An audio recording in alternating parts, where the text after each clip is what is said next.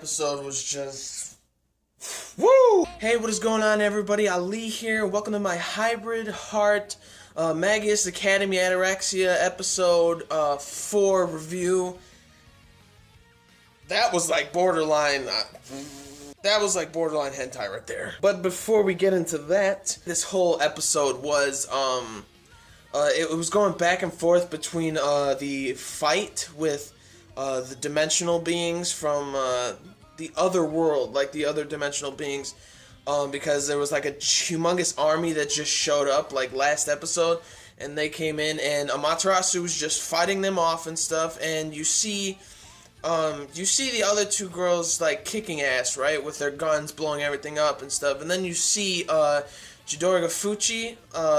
She is just like trying to fight them all off and stuff. She only has like her fists, like fighting power like that, but she's getting so mad and so frustrated that she only got like 40, I think like 40 enemies, while the other two got like around 200 or 300 because of their huge weapons. And so she basically risks her life because she was at like I think 6% energy or something, and she faints, and then Kizuna just runs out there and grabs her and brings her to the lab. And this part was like kind of sad. It didn't choke me up or anything, but I felt pretty bad for chidorigafuchi. She keeps saying that she's worthless and she's useless without she has no reason to live without her gear, because apparently because she doesn't remember like who she is or anything. And Kizuna's mom, the doctor, she picked her up just for like being a guinea pig and stuff, so that's basically like the only thing that she knows about is the lab and everybody in it. She's never really talked to anybody, so that's why she's kind of awkward around people, and she doesn't talk to people. She's always alone. She talks about like the story of like herself in the lab, and that the doctor, Kizuna's mom, is the only reason that she was there was because she was a guinea pig, and that whenever she was successful in like an experiment or a project or something, that's the only time that she ever praised chidorigafuchi.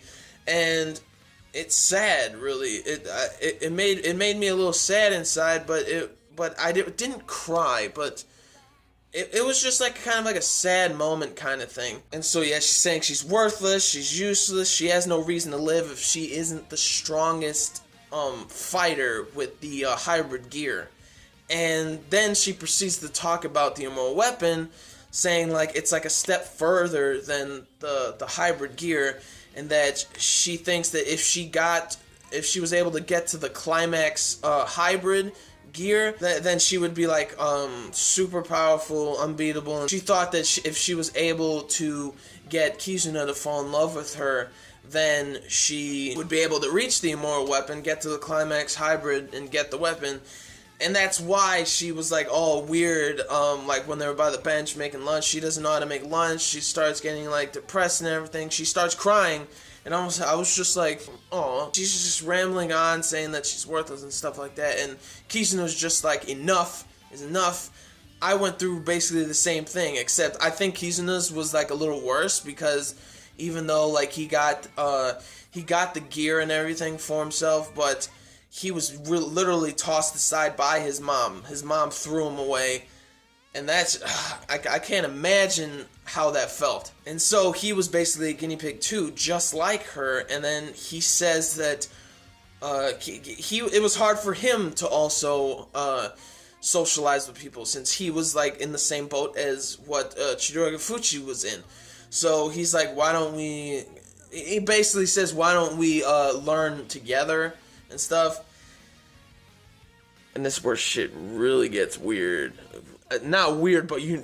And then it proceeds to the CLIMAX hybrid. Straight up, that was like out of a freaking hentai or something. It was like so borderline. Regardless if it was censored, that was borderline hentai. Ridiculous. It was to the point where I was pretty much laughing at what was going on. I was like, what? After a little bit, they look like they're done.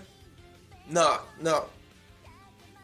Chidorigafuchi ain't done. She pounces on his ass like a lion going after a gazelle. Hot damn. She gets really risque. And then all of a sudden, they reach the climax hybrid, if you know what I mean. And so Kizuna and Chidorigafuchi get back to the battlefield. She's charging up. It becomes like her immoral weapon is a gigantic cannon, and she's charging it up.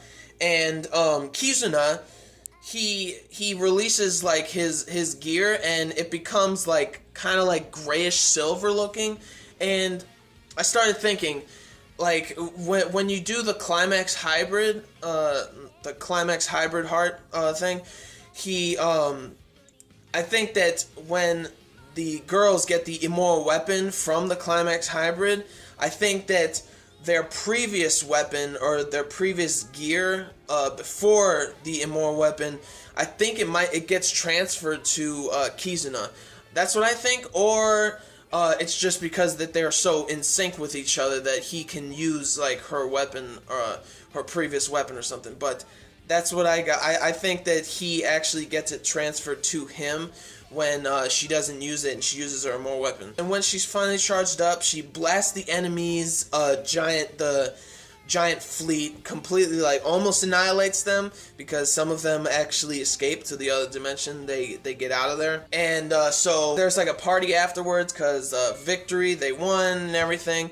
And Kizuna's up on like a balcony just chilling out, watching everybody having a party with like the bonfire and stuff. And then Chidorigafuchi comes in. She walks to him. And it's really nice to see her smiling because she's a very quiet, emotionless kind of person in the anime. And she's like smiling and everything and looking at Kizuna. And it turns out that when she did the climax hybrid, she got her memories, like partial memories back. So I mean, that was pretty cool. And I think she's definitely falling in love with Kizuna. I totally ship those two, Kizuna and Chidorigafuchi. The other two from Materasu, I forgot the names, but I'm gonna figure out the names. They come in, they're wondering like, what are you guys doing and stuff, doing some like silly thinking they're doing something like really raunchy or anything, because they already did that. So at the end of the episode, Kizuna's sister, the commander of the academy, her assistant says, look at this footage. They looked at the footage of the fight, and it turns out there were humans actually on the enemy's side that blocked some of the cannon, the beam. And I'm wondering like what's going on. They think that they're from another dimension. His sister thinks they're from the other dimension or something, but I think the reason why their mom disappeared was because I think that she did go to the other dimension or something. I think that's what happened with their mom, but that's how the episode ends. It was pretty good. There was some good... The explosion sequences, like the animated explosion sequences, were actually pretty good. They were really good, actually. And it was good animation. There wasn't anything that was like out of place or weird looking, so it was... Overall, it was a good episode, good animation, everything. Music was good. So, I give this episode an 8 out of 10. I give it an 8 out of 10, so that's it for this one. Like the video if you did. Comment down below on what you thought about the episode, how raunchy you thought it was, because it was real raunchy. And subscribe to my channel for more reviews, vlogs, unboxings, live reactions, theory discussion videos, things like that. So, gentlemen, stay classy. Ladies, stay sassy. But most importantly, everybody, you gotta stay a little nasty, alright? Just like this episode. So, peace and love, and I will see you all later with the next episode.